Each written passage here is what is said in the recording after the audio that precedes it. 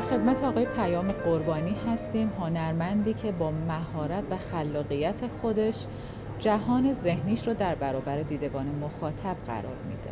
عرض ادب، سلام عرض میکنم. سلام. چقدر قشنگ صحبت کردیم. متشکرم. آقای قربانی، احتمالاً یه روند هنری متفاوتی رو تجربه کردین. کمی در موردش برامون بگید. راستش داستان از اونجایی شروع میشه که من برای انتخاب رشتم خیلی تلاش کردم و از اونجایی که تیپیکال اکثر پدرای شکلیه که مقاومت میکنن برای رشته هنر، منم از این قائله مستثنا نبودم و برای اینکه بتونم در واقع رشته هنری توی هنرستان در واقع با رشته هنری شروع بکنم و ادامه بدم خیلی مبارزه کردم و پدر اصرار داشتن که ریاضی فیزیک بخونم، ولی در نهایت موفق شدم که با همکاری مادر رشته در واقع گرافیک رو توی هنرستان شروع بکنم و یه جورایی میشه گفت اون استمراره و تلاشه به خاطر این بوده که شاید خیلی سخت به دست آوردم این رشته رو و الانم خیلی بابتش خوشحالم. بسیار عالی.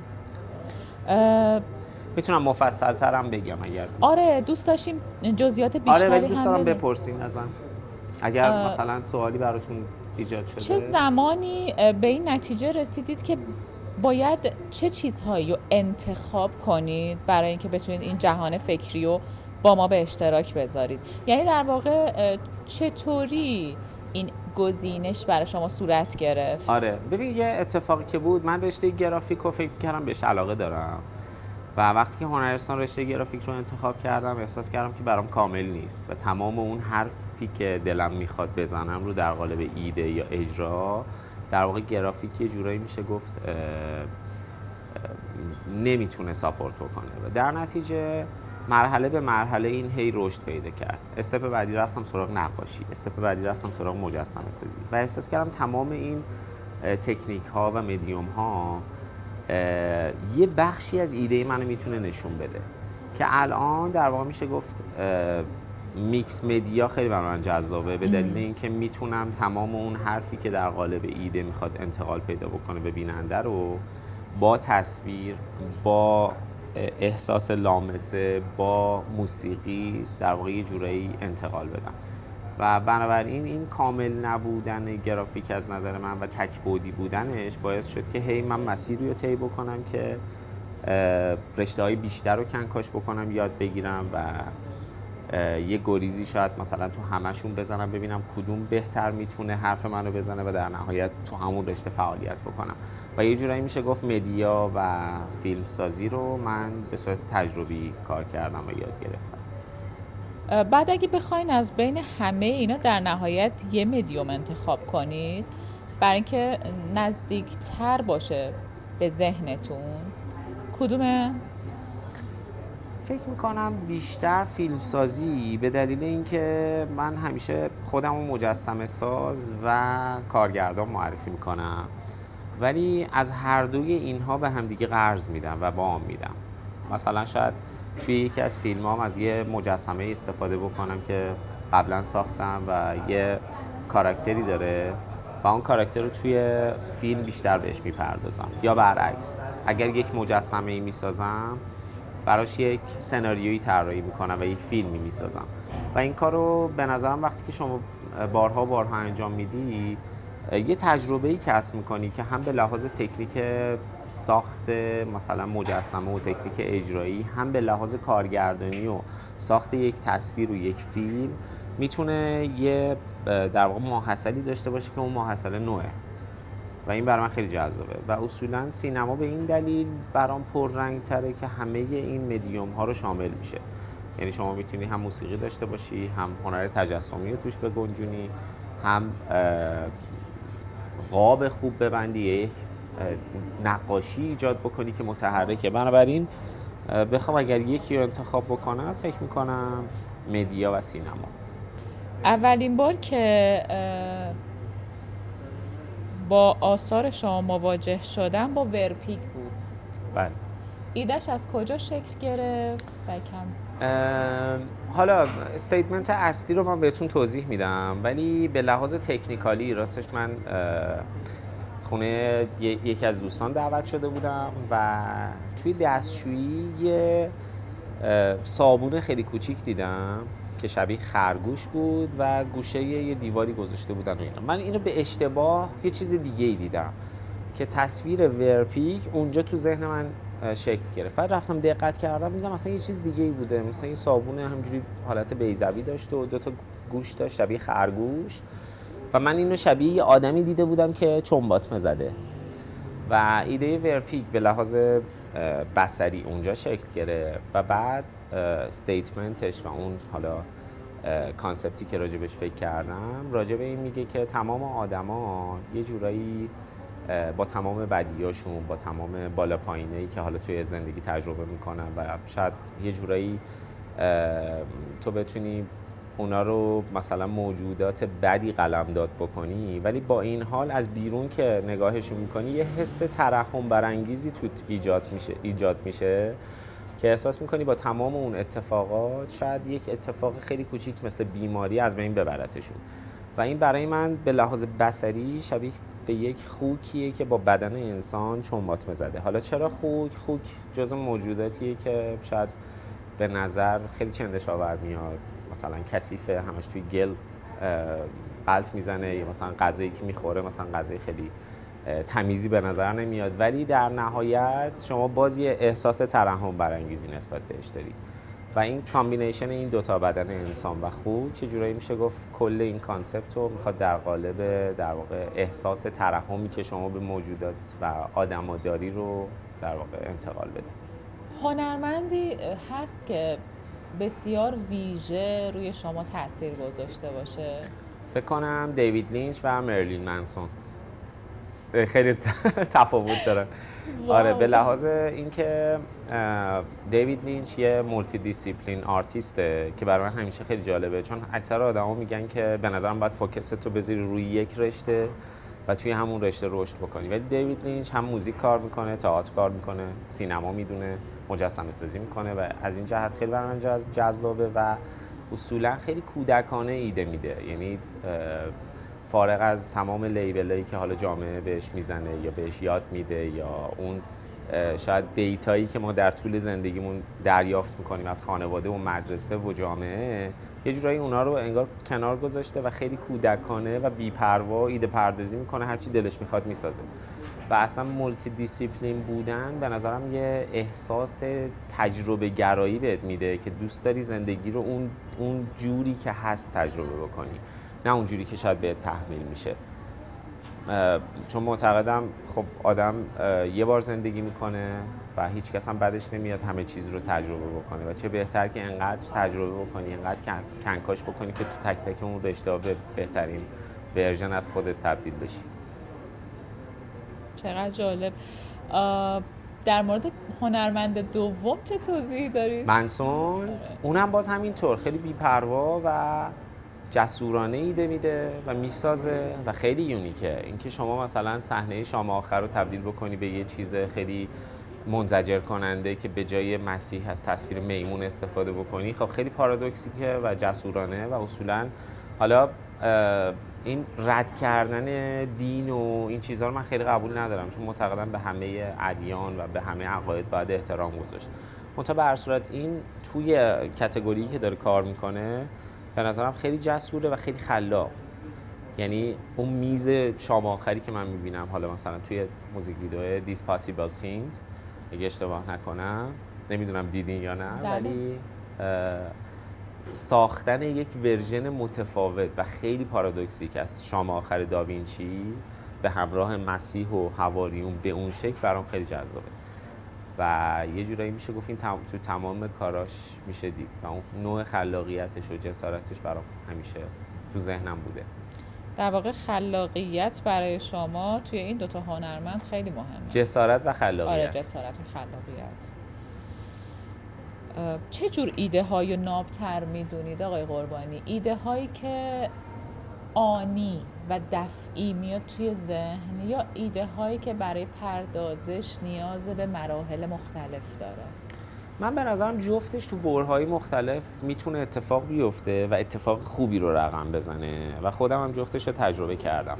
هم ایده‌ای بوده که خیلی مهندسی گونه و ریاضی گونه پیش بردم و استپ بای استپ تمام چیزا رو آزمون خطا کردم و در نهایت به یک نتیجه درست رسیدم. هم ایده‌ای بوده که در لحظه مثل ورپیک با یک اشتباه بصری من بهشون رسیدم و اصولا این دو دسته برای من اتفاق میفته و همیشه هم جفتشون رو سعی میکنم با هم پیش ببرم. حتی یه جاهایی شاید ادغام بکنم، مثلا توی این کار آخرم که کانسپت عشق رو میخواد بگه، اون قلبی که از سینه این کاراکتر در میاد، خب یه ماشینری داره که اون بخش رو من کاملا ریاضیگونه بهش فکر کردم، ولی در رابطه با اینکه کل تکنیک ساختش و اون لوک کلیش که ما میبینیم اونم باز طی یه اتفاقی ایدش توی ذهن من شکل گرفت که به لحاظ بصری دوست داشتم اون رو خلق بکنم، بعد اومد ادغام شد با ایده قلب و اون ماشینری و اون اتفاق ریاضیگونه و اون اثر رو ساخت.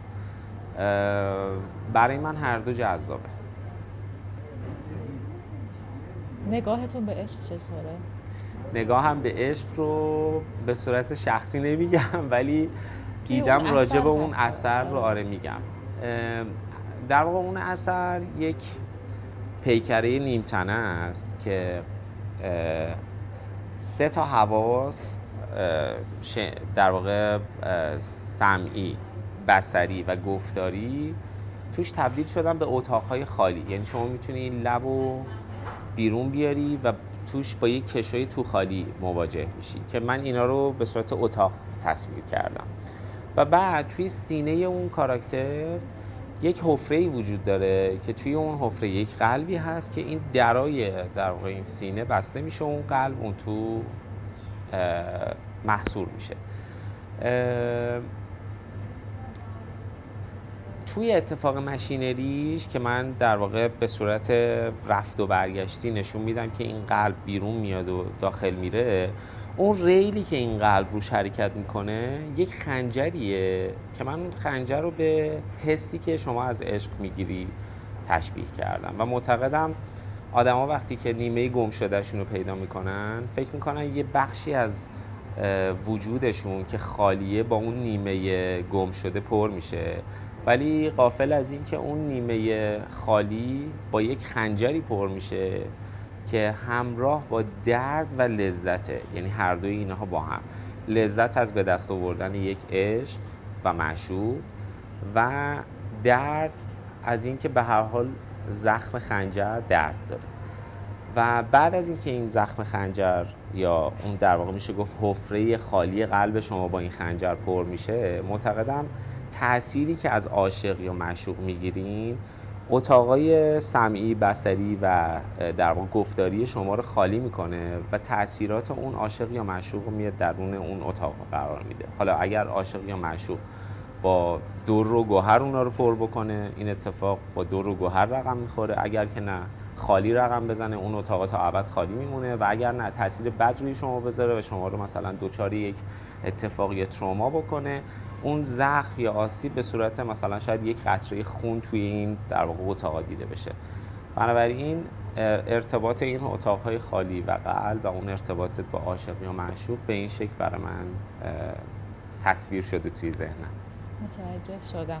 در واقع بسیار انسان رو در روابط عشقی تحت تاثیر میبینید، چه عاشق باشه و چه معشوق. اگر عشق اتفاق بیفته، نه رابطه. عشق زمانی که اتفاق میفته شما فکر میکنید که یه بخشی از وجودت با اون شخص مقابل پر شده، ولی تأثیراتی که از اون شخص میگیری و شاید خیلی نتونی حسشون بکنی و این تأثیرش رو توی طولانی مدت بذاره. به همین دلیله که میبینیم مثلا بعد از سالها آدمو شبیه هم میشن. مثلا یه زوجی شاید مثلا دقت بکنید مثلا بعد از سالها زندگی کردن و خیلی کنکاش کردن هم دیگه، میبینید مثلا خصوصیات رفتاریشون خیلی شبیه به هم هستش که این برای من خیلی خوشایند نیست، چون معتقدم تجربه زیستی تو کمتر میکنه و باعث میشه که شاید یک تأثیری بگیری که باز اون تأثیر جنسش برای من از جنس تأثیر گرفتن از جامعه و مدرسه است، یه جوری تحمیلیه. چون سرشتمون هی دلش عشق میخواد، دلش یعنی میخواد که تنها نباشه، میخواد که میل به بقا داشته باشه و وارد کردن یک شخص دیگه به زندگی و قلبت تبعاتی داره که تبعاتش میشه اون تأثیراتی که شاید علیرغم میل باطنیمون باشه بسیار عالی. یا در مسیر رشدمون نباشه. آره دقیقاً. در واقع شما میگید اون فردیت در نهایت تحت شعاع قرار میگیره. دقیقاً. یه نوع تأثیرپذیری از ادبیات عرفانی هم در شما دیده میشه. میخواستم بدونم که برای یک هنرمند بصری مثل شما چطور کلمات میتونن ایجاد تصویر کنن؟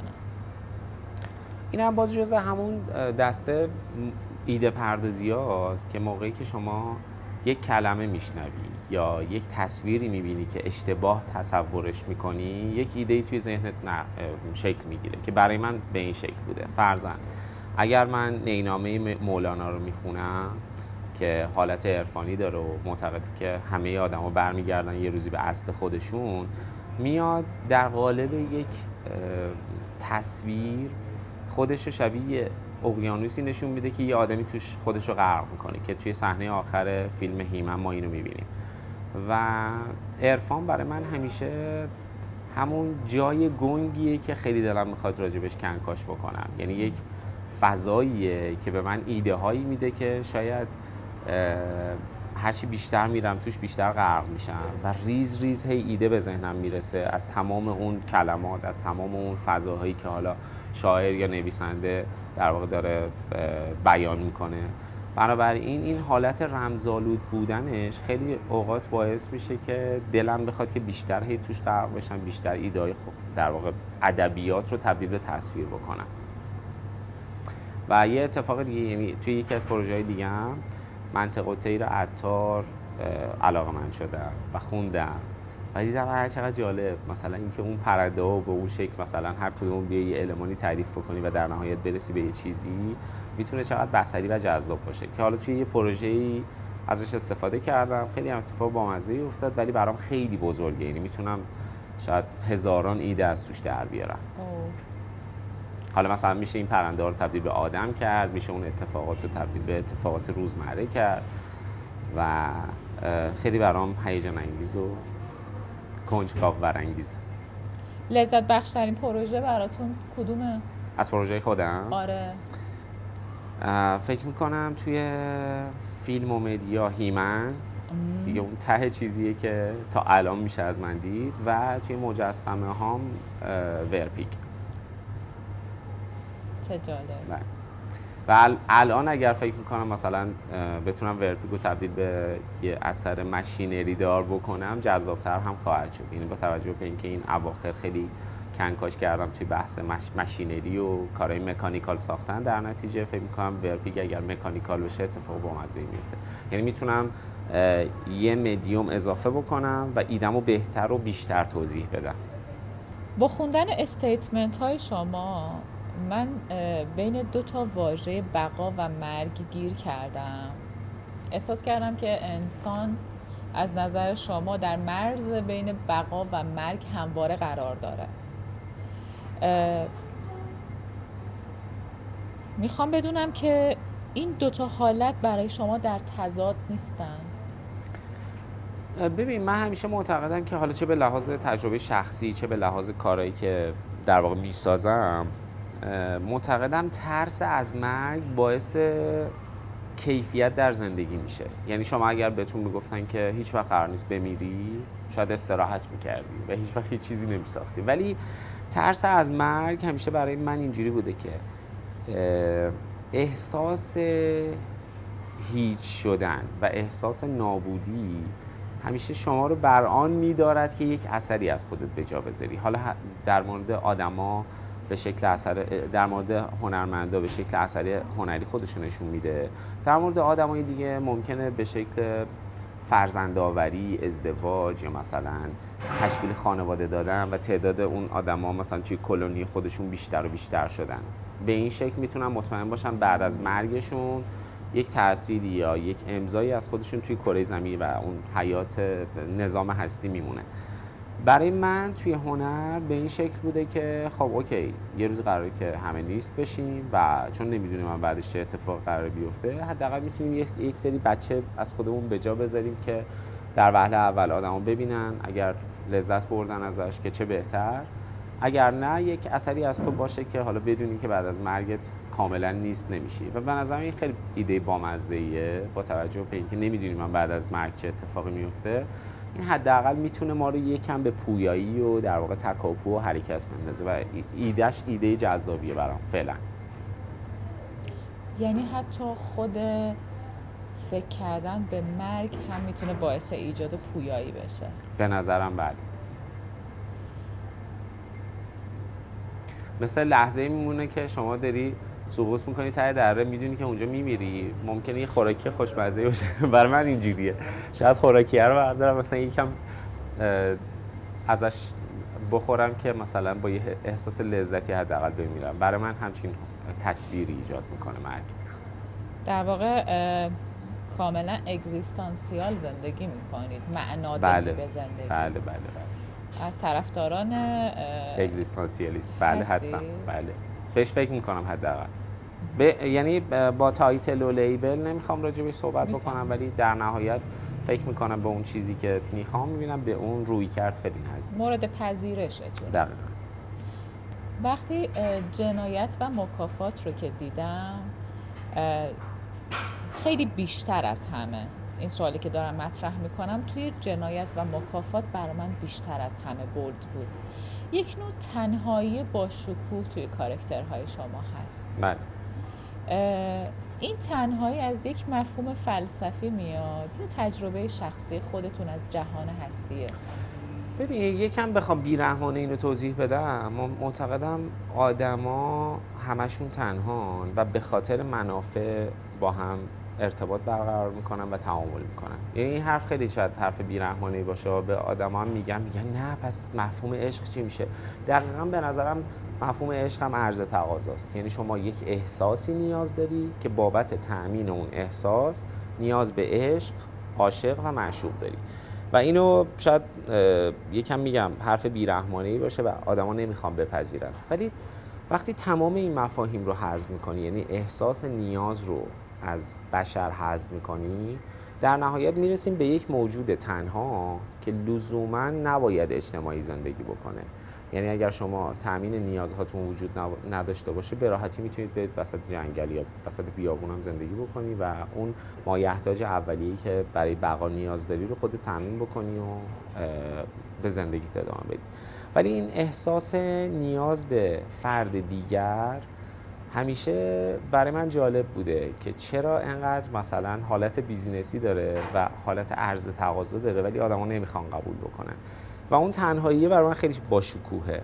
یعنی احساس میکنم که اگر تمام این نیازها رو از یک انسان حذف بکنی، شاید بتونه خالصانه اون چه که خودش میخواد و سرشتش تعیین میکنه رو زندگی بکنه. بنابراین تنهایی برای من این شکلی تعریف میشه که خب ما الان یک موجود تنها داریم که ویژگی‌های خاص خودشو داره. حالا اون موجود میاد در کنار یک سری موجود دیگه و هم نوع خودش قرار میگیره و یک قابی رو میسازن که شبیه به زندگی و اتفاقات روزمره‌ای که توی زندگی رقم میخوره. و توی جنایت مکافات و خب خیلی از کارهای دیگه باز این فردیت و کاراکتر پردازی روی یک مثلا موجود مثل انسانو من بولتر نشون میدم، شاید ناخودآگاه به خاطر این طرز فکرم. و البته که کاراکتر راسکولنیکوف توی اون در واقع کار هم خب بی تاثیر نیست. به هر حال یه شخصی که مدام داره با خودش صحبت میکنه، یه دغدغه‌ای داره، یه اتفاقی براش داره میفته و کل روندی که کاراکتر طی میکنه تنهاییش خیلی بولده، هم توی داستان اصلی هم توی اون فضایی که من ازش دریافت کردم. و جایی فقط اینو با یک موجود دیگه‌ای میبینم که اون کابوسی رو میبینه که اسبش توش مرده که حالا اونو من تصویرش رو اومدم به اون شکل نشون دادم که اسبو در آغوش کشیده و اون ویژنیه که من از خواب راسکولنیکوف توی اون رمان در واقع دلم میخواد که یعنی تو ذهنم شکل گرفته و بعد به تصویر کشیدم. اگه برای شما امکان داشت که یکی از شخصیت‌های ساخته شده تو آثارتون رو وارد زندگی واقعی کنید، کدوم شخصیت رو انتخاب میکنید؟ و اگه اون وارد جهان ما بشه، به نظرتون چه چیزی رو برامون آشکار میکنه؟ فکر میکنم کاراکتر معشوق توی فیلم هیمن به واسطه اون رمزآلود بودنش و یه زیبایی بصری که شما در وهله اول شاید نتونید حدس بزنید که اون کاراکتر دارای چه خصوصیاتی هستش، هم به لحاظ در واقع پرسوناژ هم به لحاظ بصری خیلی خوشم میاد ازش. و بعد فکر میکنم که تقابل بین حقیقت و واقعیت رو خیلی توی دنیای واقعی برملا میکنه. همیشه برای من یه مرز باریکی وجود داره بین حقیقت و واقعیت و شخصیت معشوق که خاطر اسدی توی فیلم بازیش کرده در وهله اول یک معشوق زیبا و مرهم و مهربان به نظر میاد که خیلی واقعیه و بعد که این پیش میره یکم بیشتر از کاراکتر ما میفهمیم، متوجه میشیم که یک حقیقتی رو در واقع این کاراکتر دنبال میکنه که اونقدر هم زیبا به نظر نمیاد و این توی زندگی واقعی بر من خیلی اتفاق افتاد و مشهوده و این تضاد بین در واقع این دوتا کاراکتر، یعنی این دوتا یه جورایی خسیسه توی این کاراکتر، توی زندگی واقعی دیدنش خیلی هیجان انگیز و جذابه. بنابراین این کاراکتر رو انتخاب میکنم. هر بارم که لبخند میزنه حقیقتش آشکار میشه. دقیقاً انگار که یه تیکه‌ای کم داره که باعث میشه که اون خیلی زیبا دیده نشه و اون تیکه کم یه دندون خالیه که انگار شبیه به یک پازلی با یک دندون طلا باید توسط عاشق که کاراکتر هیمن هستش پر بشه و اون عشق کامل بشه، بتونه یک در واقع تولید مثلی اتفاق بیفته که کمک بکنه به بقای کاراکتر اصلیمون. در واقع قانون اون جهانه. اگه بخواین یه سوژه دیگه به غیر از بدن انسان توی مدیوماتون استفاده کنید، نزدیکترین چیزی که میتونه فضای ذهنی شما رو به تصویر بکشه چیه؟ فکر کنم طبیعت، به دلیل اینکه همیشه هم ازش الهام گرفتم، چون معتقدم وقتی شما اثر هنری میبینین ممکنه که تو ورطه تکرار بیفتین یا توی دام کپی کردن بیفتین. حالا این من نمیگم لزوما بد نیست، ولی شیوه من نیست. شیوه من اینه که از طبیعت، بدن انسان و تمام المان‌هایی که توی زندگی واقعی و توی نظام هستی وجود داره الهام میگیرم و بعد از بدن انسان طبیعت مهمترین در واقع منبعیه که میشه ازش الهام گرفت. در نتیجه المان‌هایی هم که توش وجود داره خیلی برام جذاب. حالا در زمینه بدن انسان همین پروژه ارکت مایندتون مخاطب رو با یک پارادوکس زیبایی و زشتی مواجه میکنید. آره. توی استیتمنت در مورد زیبایی صحبت شده، ولی در لحظه اول که من این کار رو دیدم عبارت صور قبیحه اومد توی ذهنم. آره ولی قبیح نیست واقعا. آره یعنی اتفاقا همین موضوع همینجاست. راجع به اون اثر من معتقدم تمام زشتی هایی که ما تعیین کردیم به عنوان المان زشتی توی نظام هستی، حتی سوسک توالت زشت نیست، یک چیزیه که وجود داره. حالا از نظر ما با توجه به تعاریفی که آدما در طول تاریخ از زشتی داشتن، این کاراکتر و اون المان و اون موجود تبدیل به یک موجود زشت شده. چرا؟ چون باید ازش دوری بکنیم. چرا؟ چون برای بقامون مجبوریم تلاش بکنیم که بیمار نشیم. چرا؟ چون اون موجود به ما ممکنه بیماری و باکتری و ویروس بده. بنابراین زشت قلمداد میکنیم در صورتی که زشت نیست. و ایرکت مایند دقیقاً به همین پوینت اشاره میکنه و من صور قبیحه نمیبینمش، یک المانی میبینم که بخشی از اتفاقاً المان‌های اصلی که باعث بقا، باعث زندگی میشه و شما فیزیکالی و مثلا عدد رقمی هم بخوای بسنجی میبینی که خب خیلی مهمه. اگر این موجود رو حذف بکنیم بشر نابود میشه، تمام میشه، میره بکارش. در نتیجه از نظر من حتی زیبا به نظر میاد و اینو میذارم روی سر کاراکترم و معتقدم که این صور قبیحه اینجا اتفاقا خیلی شبیه به یک تندیس زیبا خودشو نشون میده و خیلی متفکر و توی استیتمنتش یا حالا اون ایده اولیه‌ای که وجود داشته، من همینو نوشتم که اتفاقا خیلی میل به بقا داره و این اتمسفری که توی این کاراکتر وجود داره باعث میشه که زندگی رو رقم بزنه و این برای من خیلی جذاب.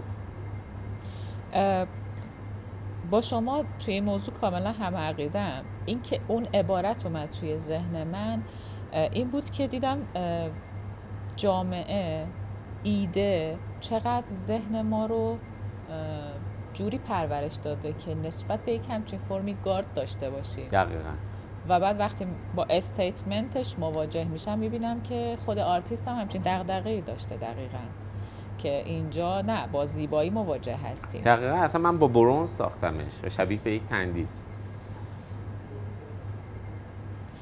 و خیلی از چیزها هستن که برای ایده پردازی من ازشون فرار میکنم، یعنی با خودم فکر میکنم، میگم این فکری که توی ذهن تو شکل گرفته در واقع تحت تاثیر جامعه و لیبل هاییه که جامعه به همه چیز میزنه، یا اینکه نه، یک ایده‌ایه که نابه و اصولاً تو خودت بهش رسیدی با اون تجربه زیستی که داشتی. تلاش هم بر اینه که گزینه دوم باشه همیشه و تأثیر نگیرن. شما پس مداوم در حال این هستین که ذهنتون رو اپوخه کنید و جهانتون رو از قضاوت خالی کنید و خود فردیت خودتون رو زندگی کنید. میخواستم بدونم که همین ایده هایی که میاد توی ذهنتون بوده که به دلایل خاصی مثل محدودیت های تکنیکی، محدودیت مالی یا شرایط اجتماعی بخواید اینا رو کنار بذارید، یه نمونه رو الان خودتون گفتید، نمونه های دیگه هم براتون وجود داشته؟ سعی میکنم این اتفاق نیفته، ولی توی حالا پروژه هایی که در واقع میشه گفت با مخاطب روبرو هستیم و قراره توی یک کراود بزرگتری کار ارائه بشه، به ناچار با توجه به شرایطی که حالا توی کشورمون داریم تجربه میکنیم باید این مرزها رو رعایت بکنیم. ولی در غیر این صورت تمام تلاشم بر اینه که هر ایده‌ای که به ذهنم میرسه حتی اگر نشود که ارائهش داد رو بسازم. و اون پروژه هم جزء همون پروژه‌ای بوده که من فکر می‌کردم که خب قرار نیست جایی ارائهش بدم، ولی اون آتشی که داشتم برای ساختش به لحاظ تکنیکال و به لحاظ ایده باعث شد که 3 نسخه ازش کار بکنم و 3 نسخه هم فروش رفت، یعنی بدون اینکه اصلا تلاشی برای فروشش بکنم. انگار که یه جورایی نیازش خیلی وجود داشت توی اون آدمایی که حالا به این اتمسفر علاقه دارن و در نهایت اون 3 تا ادیشن فروخته شد و حالا باید ببینیم که در آینده چطور اتفاق میفته. شاید بازی کالکشن جدید یا یه ادیشن جدید بسازم ازش. پیش اومده که یه فرمی رو به پایان برسونید ولی به دلایل خاصی از نمایش اون و یا پرده برداری از اون پرهیز کنید؟ اگر به اون کمالی که میخوام نرسه شاید، ولی نمیذارم این اتفاق بیفته اغلب، یعنی انقدر کنکاش میکنم تا در نهایت بشه اون چیزی که انتظار دارم و باید بشه. یعنی فقط دلیلش همین پخته نشدن کار است. دقیقاً. یعنی مثلا اینکه یه کاری اگه خیلی بی‌رحم باشه، مشمئز کننده باشه. داشتم از این کارا هم زیاد داشتم، حتی مثلا مدیایی که اینا رو شیر کردم مثلا بن کرده اون مثلا پستو یا عکسو یا طراحی یا نقاشی رو، ولی توی مجموعه خودم دارمشون دیگه. حالا بیشتر تو بخش نود آرت بوده و یه سری ایده ها داشتم که خب خیلی با مفاهیم حال حاضر جهان هستی و اون قوانینی که بین آدم وجود داره منافات داره. در نتیجه مجبور شدم که اینا رو فعلا توی گنجه نگه دارم تا زمانی که بشود که ارائه داد. توی برخی موارد وقتی یه شخصی مثل شما در صدد ایجاد دنیای ذهنی خودشه و میخواد نظم فردی رو شکل بده، یک برچسب آنارشیست بودن میخوره بهش، ضد اجتماع بودن. این پختگی فردی که شما در پیش گرفتید رو چطور مرزبندی میکنید با آنارشیست بودن؟ شاید آنارشیسم به نظر بیاد، ولی یه جورایی میشه گفت باز من اسمشو میذارم تجربه زیستی شبیه به یک کودک. یعنی کودک رو شما نمیگی آنارشیست ولی آنارشیسته. یعنی ضد تمام اون در واقع معیارها و ارزشایی که جامعه تعیین میکنه زندگی میکنه. شاید توی جمع بدترین صحبت و بدترین حرفا رو بزنه، بدترین فعلا رو انجام بده، ولی به کودک شما نمیگی آنارشیست به دلیل اینکه هنوز به اون بلوغ نرسیده که شما جزء جامعه قلمدادش بکنی. و من معتقدم انسان برای خلاق بودن و برای یونیک بودن تا آخر عمرش باید شبیه به یک کودک ایده پردازی بکنه، افعالش رو انجام بده تا جایی که به کسی لطمه نزنه و مزاحمتی برای کسی ایجاد نکنه، که باز اونم در راستای منافع شخصی دیگه. یعنی شما میدونی که اگر توی جامعه به کسی لطمه بزنی شاید طرد بشی و بهتره که یکم توی این موضوع حواست رو جمع کنی. بازم دارم بی‌رحمانه حرف میزنم ولی عین واقعیت به نظرم. شما برای اینکه بتونید تخیلات خودتون رو پرورش بدید، خودتون رو جای موجودات دیگه هم میذارید. این موضوع رو من توی استیتمنت هیمن که میخوندم گفتم شاید این آرتیست خودش رو جای حتی باکتری های کنار همون هم گذاشته و اومده جهان رو از نگاه اونا بررسی کرده.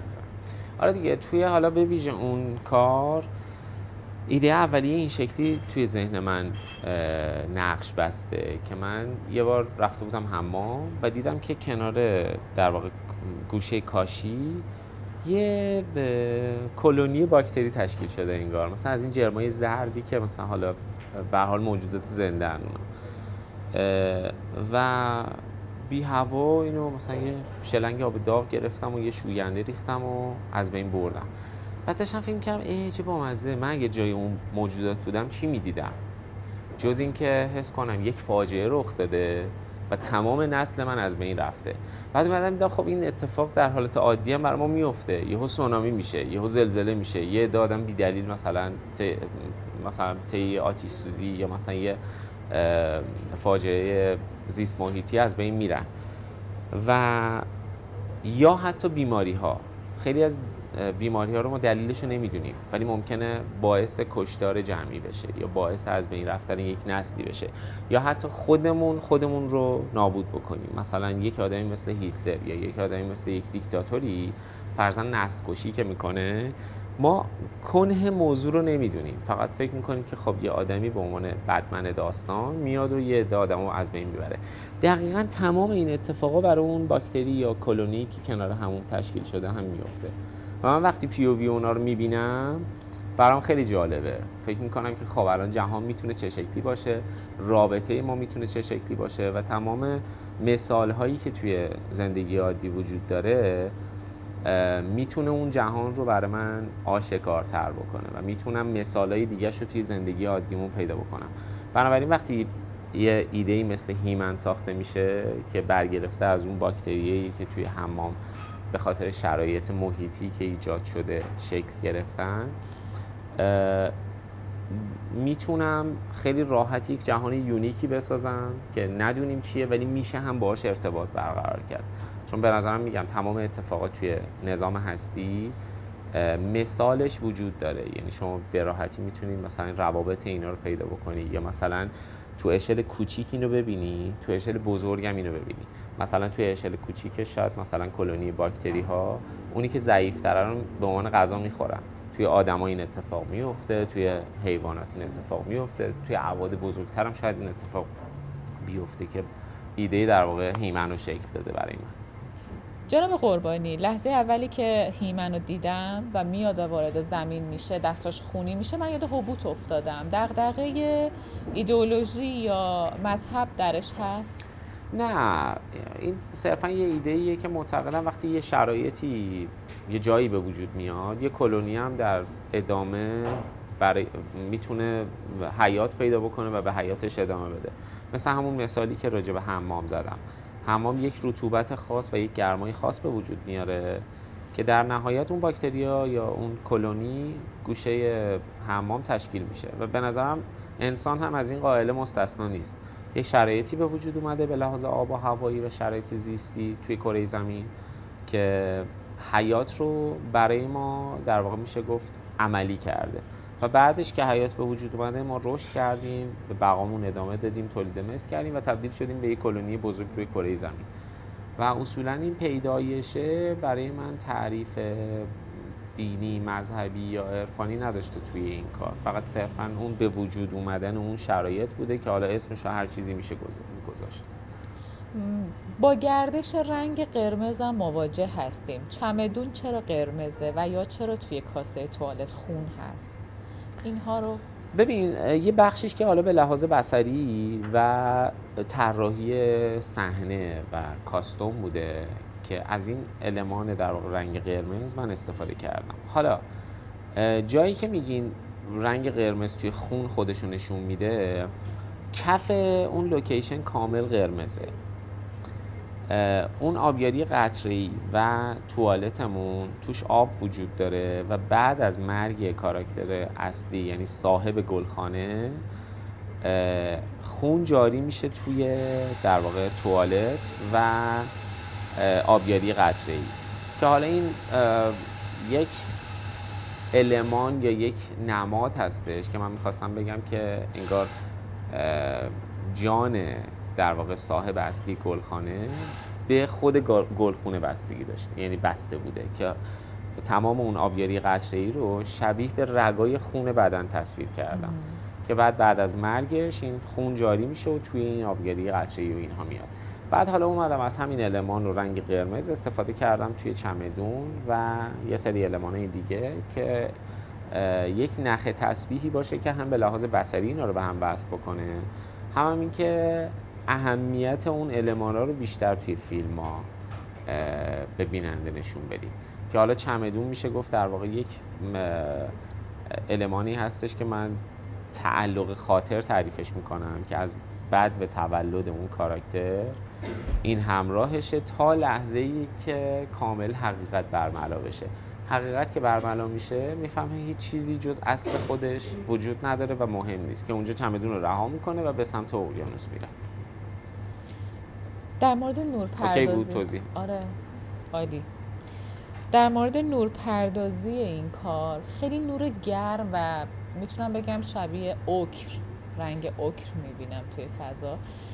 چطور شد که یه همچین نورپردازی خاصی انتخاب کردیم؟ ببین یه بخشش به خاطر محدودیت‌ها بوده راستش. من کلاً 4 روز زمان داشتم برای اینکه کارو شوت بکنم و کل کارو ما تو 4 روز ضرب العجلی ضبط کردیم، ولی قسمت پری پروداکشن که شامل ساخت لوکیشن بوده و حالا دکوپاژ و همه اینها مثلا توی یه ماه انجام شده، ولی قبلترش من روی متن کار کرده بودم. مثلا یک سالی بود که روی متن داشتم کار میکردم و اینها، که اون روزای آخر خیلی ضرب العجلی این پخته شد به واسطه این که ما رفتیم توی لوکیشن قرار گرفتیم، تمام دکوپاژ ها مثلا اتفاقات و اینها رو یه جور مدل خود در واقع اون کانسپت طراحی کردم و نوشتم و بعد به این نتیجه رسیدم اگر من بخوام یک نورپردازی تئاترگونه داشته باشم و بیننده حواسش پرت نشه به این جهت که یک پلان یک نورپردازی داره، پلان بعد یک نورپردازی دیگه داره، باید اینو به صورت منسجم اول نورپردازی کامل انجام بدم با توجه به اینکه توی تمام صحنه‌ها ما نورپردازی زیبا و منحصر به کار خودمون رو داشته باشیم و بعد بیایم حالا دوربین رو ببریم داخل لوکیشن و بیرون لوکیشن و اینا، هر جا که دوربین رو چرخوندیم بتونیم اون نور مناسب رو داشته باشیم. برای اینکه این اتفاق بیفته، بعد از اینکه ما لوکیشن رو ساختیم و تمام اون کاربندی ها و اون پارچه هایی که روی لوکیشن نصب شده بوده با دست دوخته شده و تمام کاربندی ها با چسب لنت طراحی شده و وصل شده و اینها، ما اومدیم یه مساحتی رو تقریباً 10 متر در 10 متر سقف سوله‌ای که در واقع توش داشتیم تصویر برداری می‌کردیم و پارچه کشیدیم و تبدیل کردیم به یک بلک باکس که ما وقتی که داخل لوکیشن قرار می‌گیریم و دوربین به صورت لو انگل بیرون رو نشون میده، ما آسمون رو سیاه ببینیم، چون کلاً از بعد و در واقع شکل گیری ایده آسمون جهان من سیاه بود. پارچه رو کشیدیم کامل، 60 متر پارچه استفاده شد برای اینکه اون بلک باکس اتفاق بیفته و اینها، و یه تعداد خیلی زیادی نور تنگستنی سینما ما وصل کردیم روی سقف در واقع استودیو به سمت لوکیشنمون و چون اون در واقع سوله یعنی به صورت حرفه‌ای برای این کار ساخته نشده بود، مجبور شدیم حالا داربست ببندیم و جرثقیل بیاریم تمام این نورا رو نصب کنیم و اینها ولی در نهایت یک نور منسجمی داشتیم که حالا میتونستیم خیلی تئاترگونه دوربین رو ببریم داخل فضامون رو توی جهانمون بچرخیم و به راحتی تصویرمون رو بگیریم.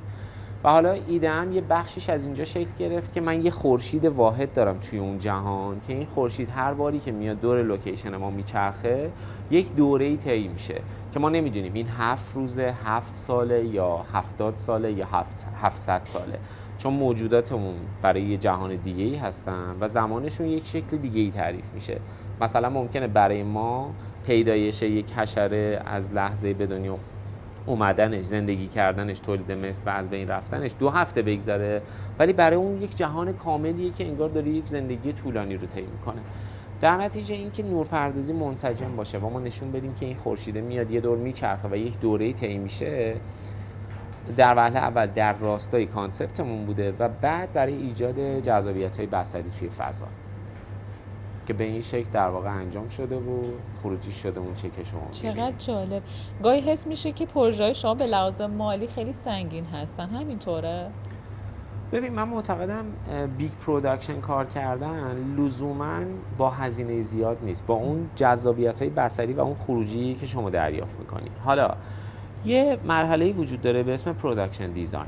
پروداکشن دیزاین یا پروداکشن دیزاینر میاد چیکار میکنه؟ میگه که آقا ما یک ایده‌ای داریم که از مرحله 0 میخواد برسه به مرحله 100.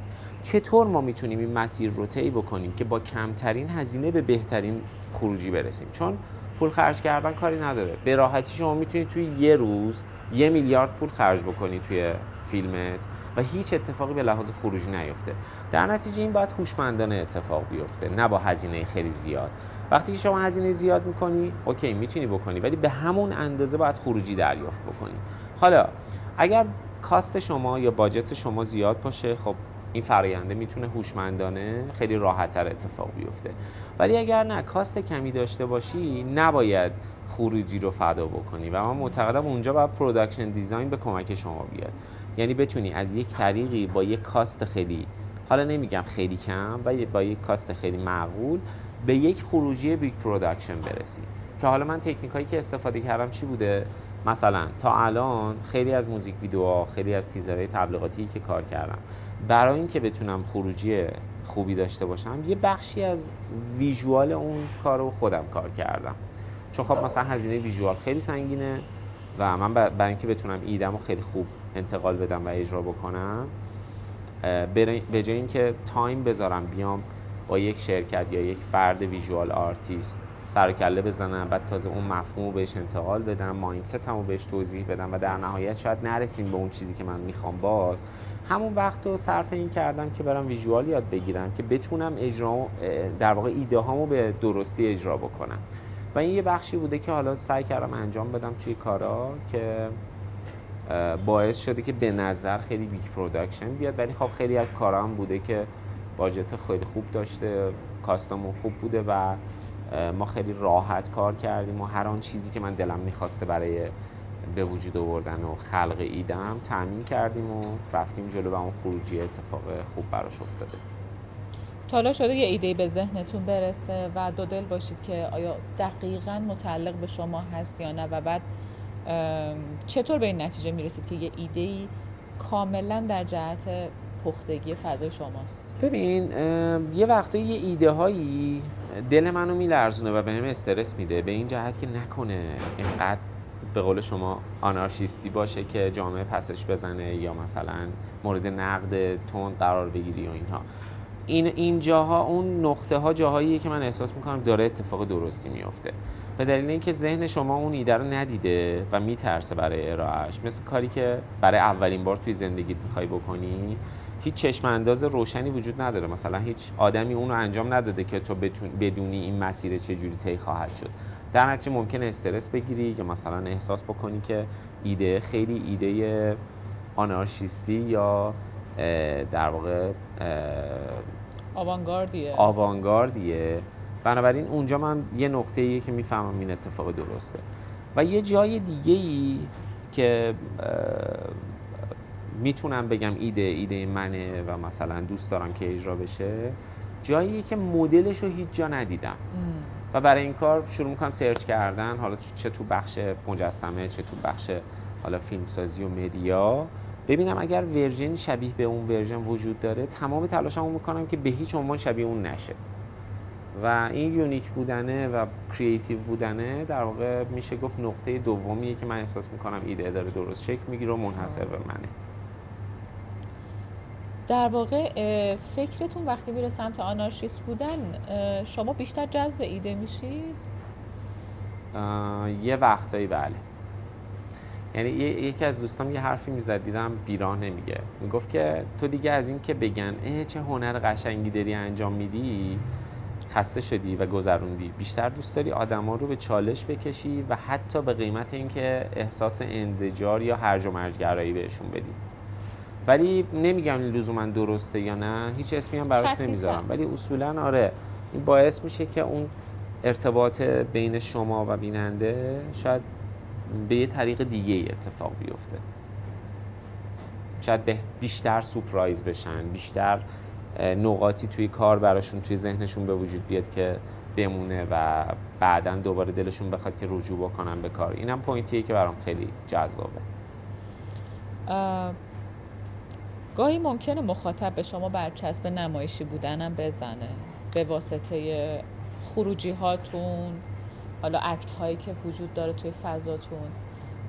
فکر نمی کنم این برچسب‌ها براتون خیلی مهم باشه، چون دل جامعه ببین نمیگم مهم نیست، چون به خاطر همون تعاملی که شما با جامعه داری و اون عرضه و تقاضا و بده بستون به هر حال برای هر آدمی مهمه، هم مورد توجه قرار بگیره هم توجه بکنه، ولی تلاش میکنم که مهم نباشه، که بتونم تجربه زیستی خودم رو داشته باشم، اون طوری که یک بچه تلاش میکنه که محیط پیرامونش رو کشف بکنه.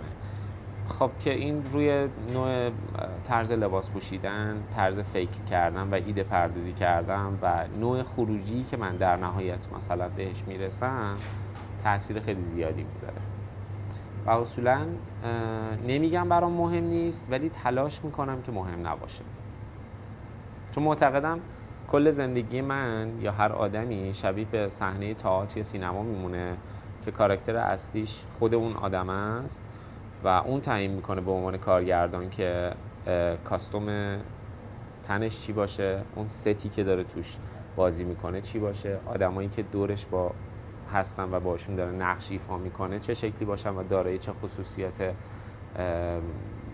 فردی باشن.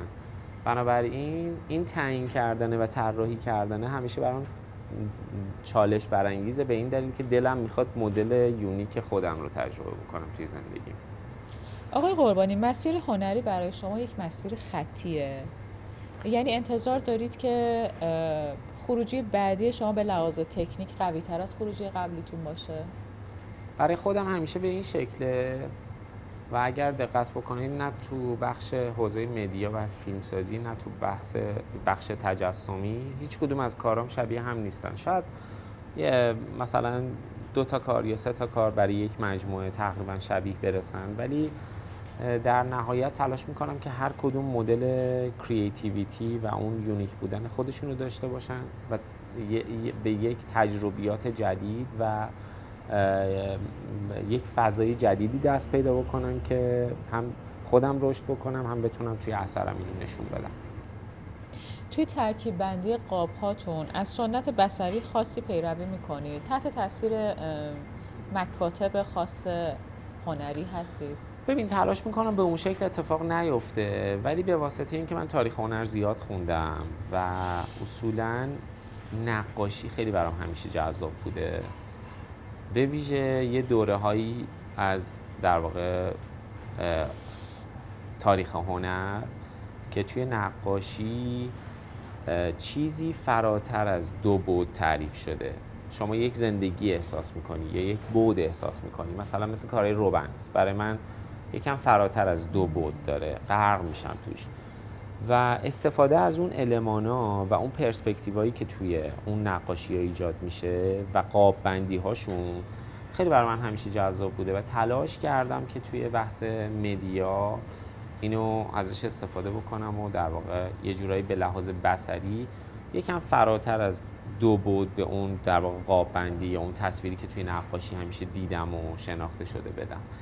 در نتیجه اگر بخوام بگم از سنت خاص یا مثلا از المان خاصی برای ترکیب بندی استفاده میکنم، شاید بتونم بگم نقاشی دوره کلاسیک یا باروک یا شاید دوره رنسانس، مانریسم، نمیدونم، اینا برام همیشه خیلی جذاب بود و ازشون استفاده کردم.